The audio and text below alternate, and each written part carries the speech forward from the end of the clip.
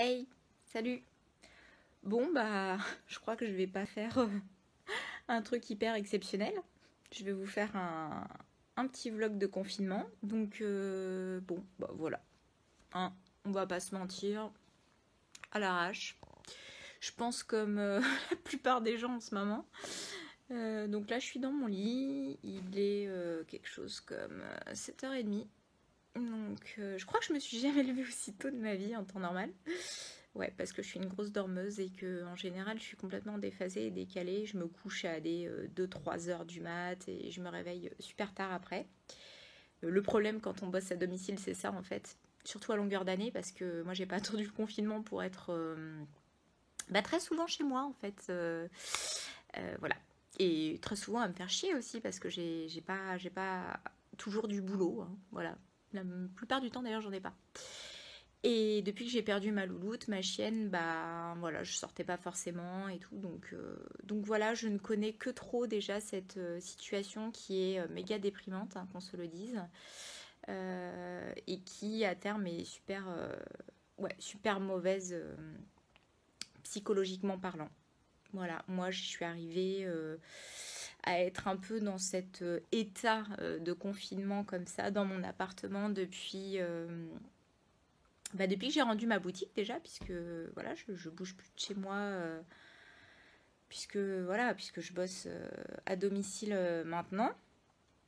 Sauf quand bien sûr je vais faire les shootings photos chez mes clients, hein, on s'entend. Mais une fois que j'ai fini le shooting photo, qui en général dure 1 heure, aller à 1h30, 2 heures, bah, je rentre chez moi pour trier les photos, les post-traiter, les mettre en ligne, monter éventuellement des albums, des trucs comme ça. Mais bon, bref.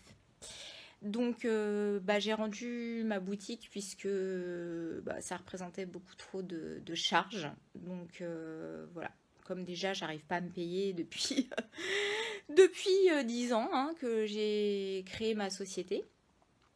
Et il fallait réduire absolument les coûts pour pouvoir tout simplement espérer un jour me verser un petit salaire, hein. Donc voilà, donc j'ai rendu ma boutique et à partir de ce moment-là, en fait, je mettais plus beaucoup le nez dehors. Voilà, voilà.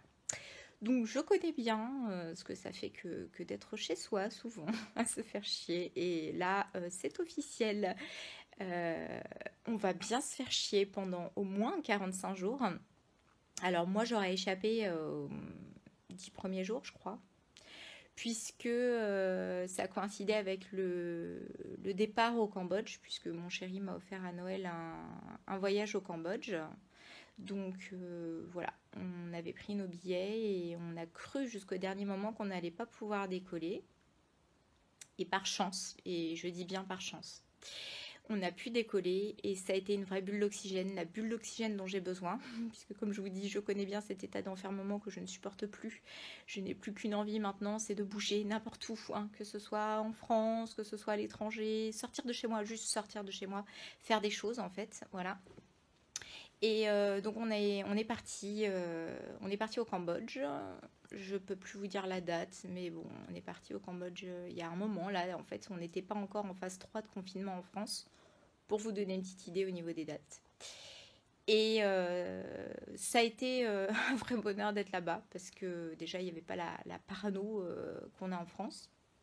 Donc les gens continuent de vivre normalement, enfin normalement, hein, je mets des guillemets, hein, parce que là-bas, ils ont tous des masques. Ils font hyper attention. Il y a du gel hydroalcoolique pour se désinfecter les mains absolument partout. Partout, partout, partout.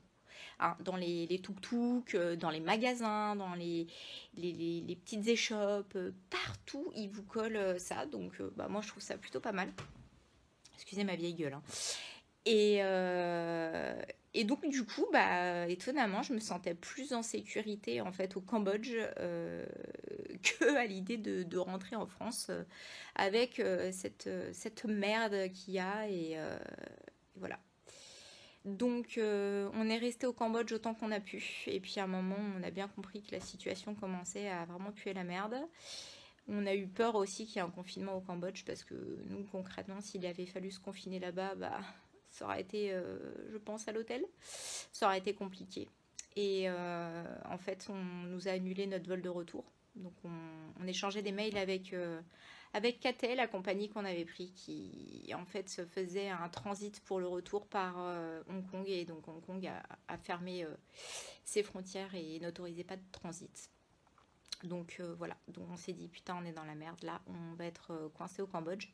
Alors on est dans la merde, oui et non, hein, puisque comme je vous dis, moi je me sentais mieux là-bas, j'avais juste pas du tout envie de rentrer en France, mais alors genre pas du tout.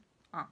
Surtout que depuis quelques temps, les gens ont une petite tendance à m'énerver en fait. Voilà, je sais pas, je deviens peut-être associable, je ne sais pas. Mais je trouve quand même qu'en France, on a une bonne dose de crétins, hein, de gens inhumains, de cons, enfin voilà. Bon, il y a des exceptions, hein, bien sûr. Mais quand même, hein, on a une sale mentalité, qu'on se le dise, et quand on va à l'étranger, ça nous claque encore plus à la gueule. Hein.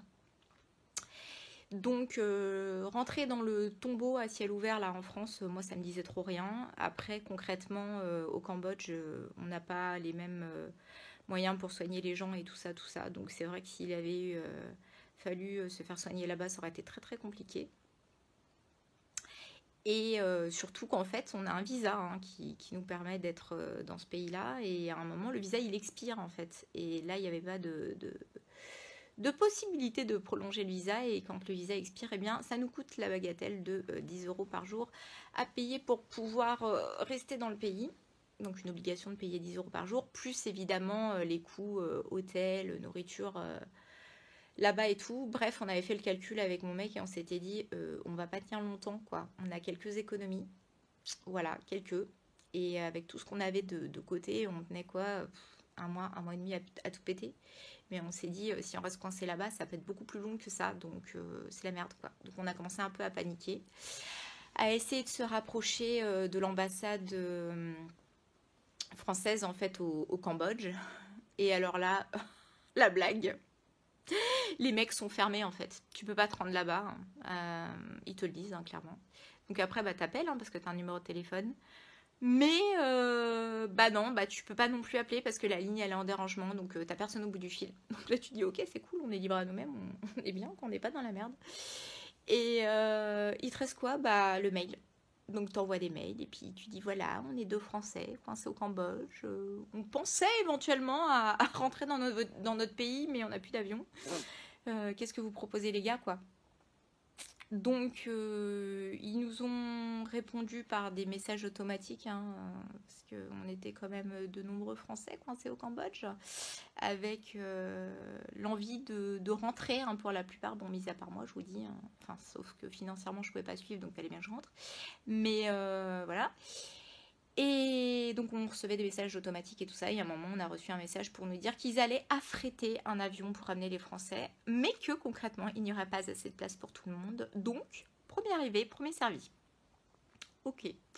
Donc là, nous, on a répondu au message très très vite, par chance, puisqu'en fait, on était pendu à notre téléphone, hein, concrètement, en train d'attendre une solution pour pouvoir regagner notre pays. Et donc, cette solution, elle était là, elle s'offrait à nous, donc... on s'est dépêché et on a eu du coup une réponse très tard en fait, la veille de notre départ, puisque du coup ça nous a fait un départ anticipé. Normalement on devait rentrer le 30, on est rentré avant par ce fameux avion qu'ils avaient affrété là. Et ils nous ont répondu que c'était ok, qu'on avait tous les deux une place sur cet avion, avec donc un prix beaucoup plus cher hein, que notre billet initialement payé sur la compagnie Cathay. Donc là, on a voyagé avec Qatar, je crois, un truc comme ça. Bref, une compagnie de Dubaï, compagnie arabe.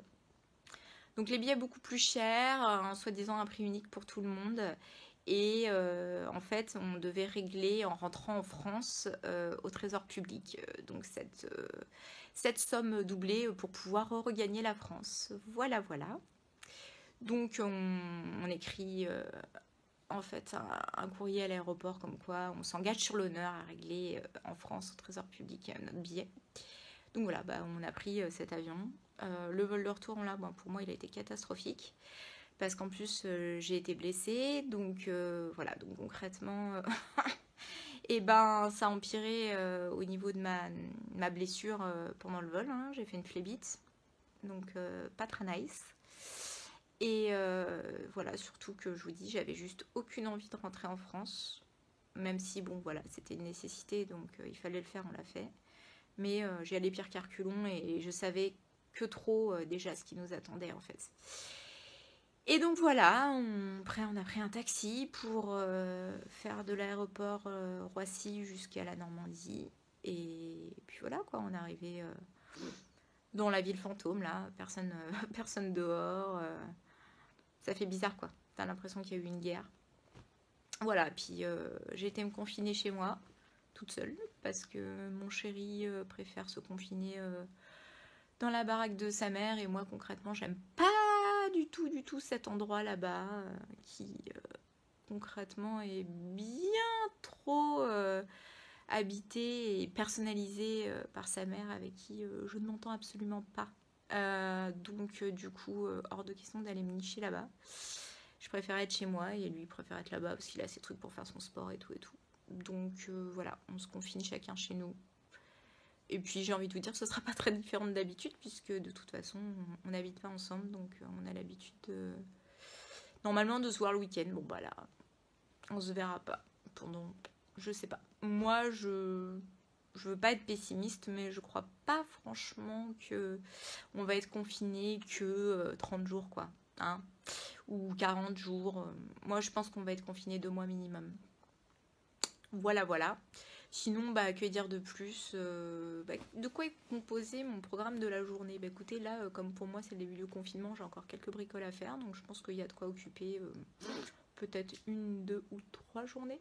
Après, je vais ostensiblement me faire chier, comme tout le monde. Donc voilà, donc là, bah, j'étais en train de regarder des petites vidéos sur YouTube et notamment sur la chloroquine, là, le fameux traitement contre le paludisme mis avec un antibiotique qui permet de concrètement d'enrayer dans la plupart des cas, je veux dire, cette putain de maladie du Covid-19 et de me dire que vraiment la France est un pays de merde gouverné par des trous du cul parce que je suis désolée, il n'y a rien d'autre à dire et que voilà, je me dis c'est ouf quoi, pour des questions d'argent, de business, et ben on préfère laisser crever les Français et faire n'importe quoi. C'est révoltant quoi. On aurait les moyens de se sortir de ça, on aurait les moyens de faire des choses, mais en fait on fait tout à l'envers ici, c'est n'importe quoi. Enfin franchement, je me dis mais faut qu'on réagisse quoi. Il y a un moment où, je sais pas, faut se refaire la prise de la Bastille là, version 2020 parce que faut aller destituer tous ces connards là, tous ces gens incompétents qui nous dirigent quoi et puis qui font que de la merde. Donc voilà, je suis assez furax quoi. Je suis furax parce que voilà, je trime depuis des années avec ma société, on fait rien pour nous aider. Là, c'est du gros foutage de gueule de nous dire oh, gentiment, on vous octroie en fait le fait de différer vos paiements de charges. Voilà, non, on te les offre pas. Bah non, tu travailles pas, tu rentres rien, t'as rien pour les payer, hein, tes charges là. Hein. Mais non, en fait, on va pas te les offrir, on va pas s'asseoir là-dessus. Non, on va juste te permettre de les payer 1 mois ou 2 mois après, d'échelonner quoi, en fait, concrètement. Non, mais on se fout vraiment de la gueule du monde, je vous assure, c'est vraiment une blague quoi. Donc voilà, je pense à tous les gens comme moi là qui vont voir leur société se casser la gueule là, c'est puis eux là-haut là qui pètent dans la soie, ils en ont rien à foutre. Donc voilà, donc c'est n'importe quoi au niveau de la santé, c'est n'importe quoi au niveau de tout. Et franchement, ça me fout les boules, ça me dégoûte en fait. Je crois que ce pays me dégoûte de plus en plus. Donc franchement, je pense de plus en plus à partir vivre à l'étranger parce que j'ai un gros ras-le-bol en fait. C'est vraiment. Et puis quand on voyage, ça permet de se rendre compte de plein de choses et je vous assure que ça ouvre les yeux. Hein. Ça ouvre les yeux. Donc voilà, donc je vous retrouve plus tard.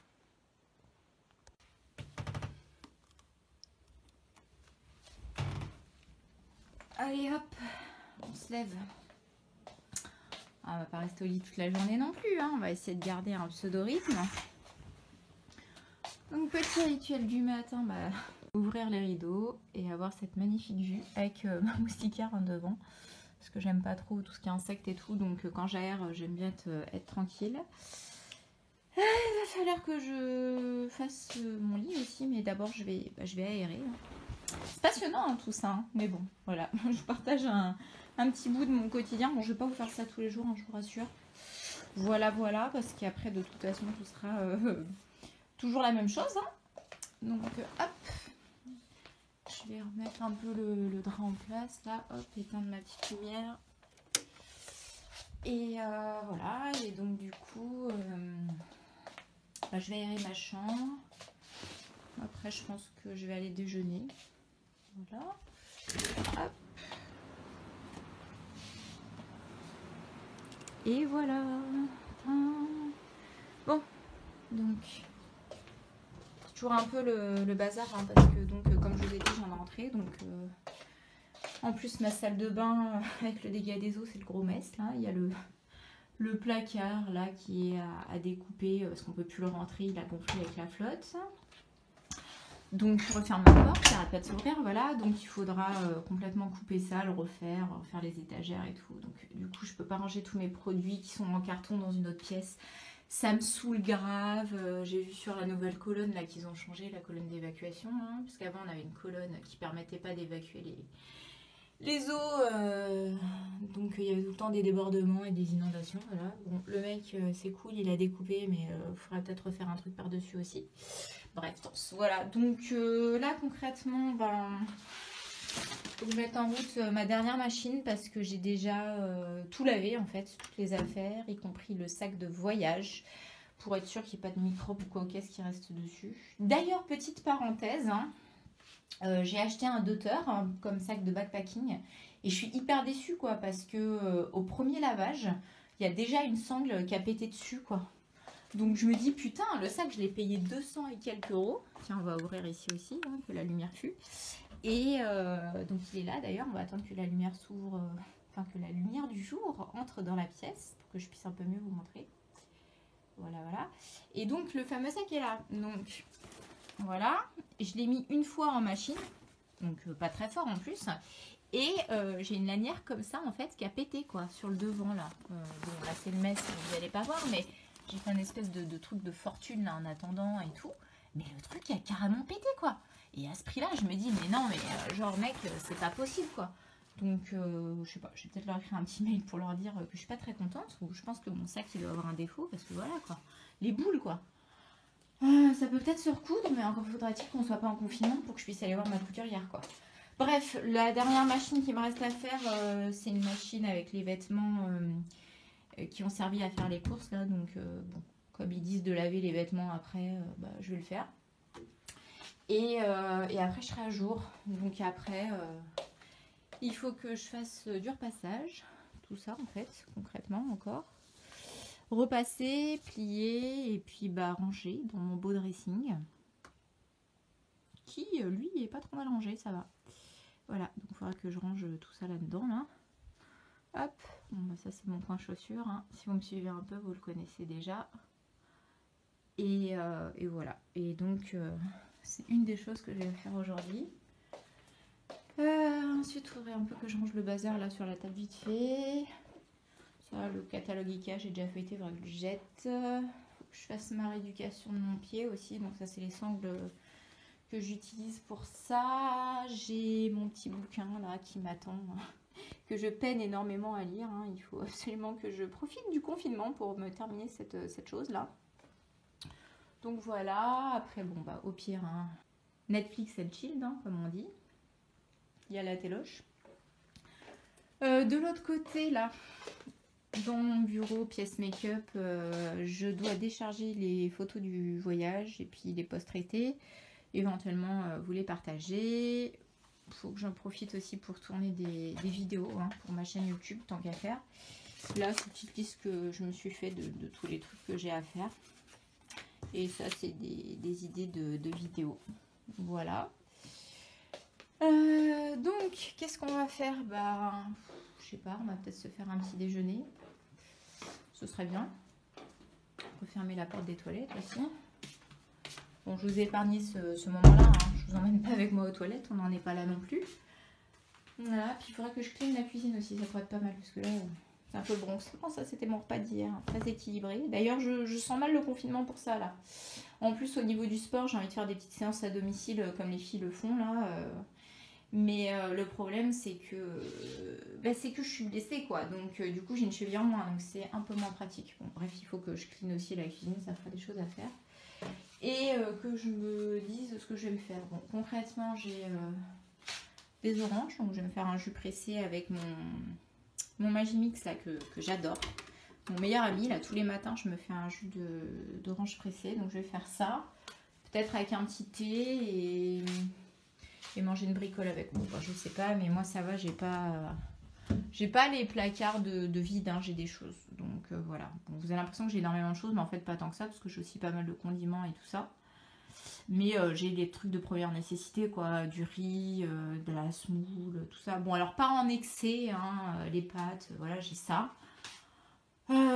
J'ai pas acheté 60 paquets de pâtes et tous les rouleaux de PQ du monde, comme tous ces couillons de Français là qui ont peur de manquer et qui achètent comme des débiles là, 3 fois plus que ce qu'ils ont besoin parce qu'ils ont peur de manquer. C'est complètement ridicule les mecs d'ailleurs au passage de faire ça, parce qu'après ceux qui ont besoin réellement d'un paquet de PQ, bah, ils en ont plus. Donc arrêtez un peu d'être con et d'être égoïste, ce serait bien, parce que là c'est vraiment un problème de ce pays. Et donc voilà, faut acheter ce qu'on a besoin et puis c'est tout, quoi. Ah, puis je fais une petite parenthèse avec ça aussi. Donc comme je suis un peu en mode handicapé, c'est mon mec qui a fait les courses avant d'aller se confiner chez lui. Et je rigole parce que il m'a raconté, il y a un truc énorme qui s'est passé au supermarché et ça m'étonne, mais alors pas du tout. Donc je vais vous filmer cette jolie vue, hein, de mon salon là avec mon petit hamac pour vous raconter l'histoire. Donc il débarque chez Leclerc à Incarville là, donc par chez moi. Et il y avait un mec qui était mais recouvert de la tête aux pieds. Il avait mis un bonnet de bain pour bien cacher tous ses cheveux. L'autre, il était emmitouflé comme jamais, voilà, de peur de choper quelque chose. Et il était au rayon des lingettes désinfectantes. Et là, comment vous dire la blague, il était en train de prendre genre 50 paquets, tout ce qu'il y avait dans les rayons de lingettes désinfectantes, hein. Comme un gros connard, comme un gros égoïste, hein, voilà, parce que nous, on en voulait juste un paquet. Donc, mon mec attendait un peu en retrait derrière. Puis, à un moment, il s'est quand même avancé pour aller choper un paquet, quoi, parce qu'il s'est dit, le mec va vider le rayon, donc moi, je veux juste prendre un paquet. Et là, le mec a fait un bond de 40 mètres en arrière, comme si mon mec était un pestiféré, tu vois. Hyper effrayé, le regard de la biche qui va bientôt crever, enfin voilà, ridicule quoi, le gros parano de la vie. Mais j'ai envie de te dire, mec, si t'es dans cet état-là à l'idée de faire 3 courses, je sais pas, envoie quelqu'un d'autre, quoi, envoie ta femme, envoie tes gosses et puis va te faire soigner, quoi, parce que bon, certes il y a une pandémie, certes c'est inquiétant, mais bon, faut arrêter de psychoter aussi, quoi. Donc ce genre de comportement ridicule, voilà quoi. Donc mon mec lui a dit qu'il avait vraiment un grain et puis voilà quoi. Puis effectivement le mec après, quand il a avancé au bout du rayon, qu'il a croisé d'autres personnes dans le supermarché, pareil, il a refait des bonds en l'air. Enfin voilà, il y a vraiment des gens qui sont secoués quoi, qui ont un problème. Aujourd'hui niveau du temps, ça va, il fait beau temps. C'est toujours un peu moins déprimant, hein. Il manquerait plus en plus qu'il pleuve et qu'il fasse un temps dégueulasse.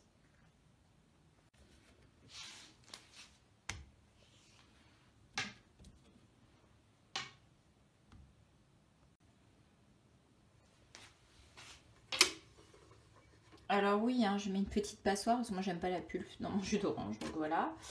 Je vais faire mon petit jus d'orange. Tac. On fout l'orange, on fait ça, on met en route et c'est parti. Trop pratique.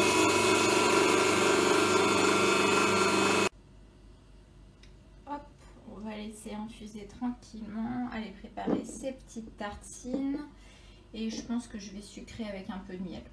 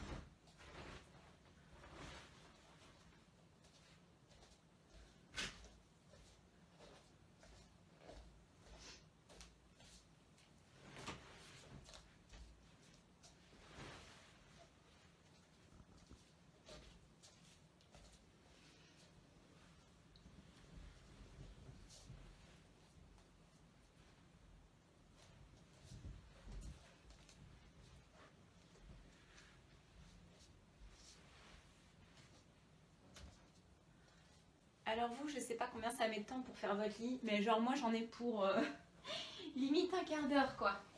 Alors, petite sud-lit là déjà pour commencer, pour cacher les draps parce qu'on n'a pas toujours pas des draps qui sont super beaux. Moi finalement je privilégie maintenant le confort des draps, c'est-à-dire le fait qu'ils soient 100% coton, voilà, plus de synthétique et tout ça parce qu'on dort beaucoup mieux dedans. Et quand j'en trouve des pas trop chers, même si le motif n'est pas magnifique, je m'en fiche puisque j'ai mon dessus de lit qui va venir cacher ça. Ensuite, je vais mettre la deuxième petite couche-couve là, comme ça, que j'ai acheté il y a un moment chez Maison du Monde. Donc hop, ça va venir juste en bout de lit, comme ça, pour faire joli. Hop.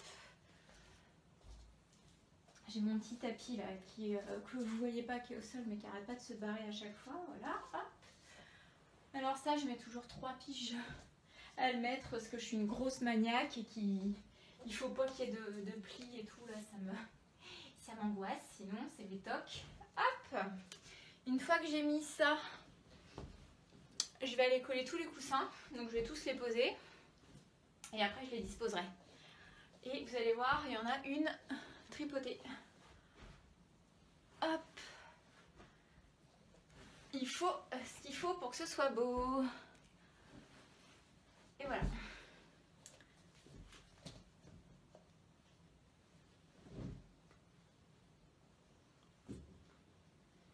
Tac. Alors, c'est parti. Donc déjà, je vais disposer mes gros coussins qui viennent comme ça au fond. Ensuite, je mets devant... Ah, il y a un cheveu là. Toi, t'es pas le bienvenu. Voilà, je mets celui-ci. Je vais faire la même chose de l'autre côté. Bon, j'avance pas très vite avec mon pied pourri là. Et mon entorse. Hop, donc le deuxième qui va en symétrie comme ça. Celui-ci qui va là. Voilà, j'essaie de les disposer à peu près pareil. Ensuite, il y a celui-là qui vient au milieu. Faire un petit rappel de rose. Ensuite, je viens disposer celui-ci ici. Et je termine par le petit cœur qui fait la touche finale ici. Et ça me paraît, ma foi, pas trop mal. Je vais regarder si c'est centré. C'est pas totalement le cas, donc je vais réajuster un petit peu. Voilà. Touc. Et là, ça me paraît bien mieux. Un petit peu par là. Voilà. Tac, une bonne chose de faite. Et je vous retrouve avec mon petit masque qui est en train de poser, puisque c'est bien connu, quand on se fait chier, eh bien c'est le genre de choses qu'on fait.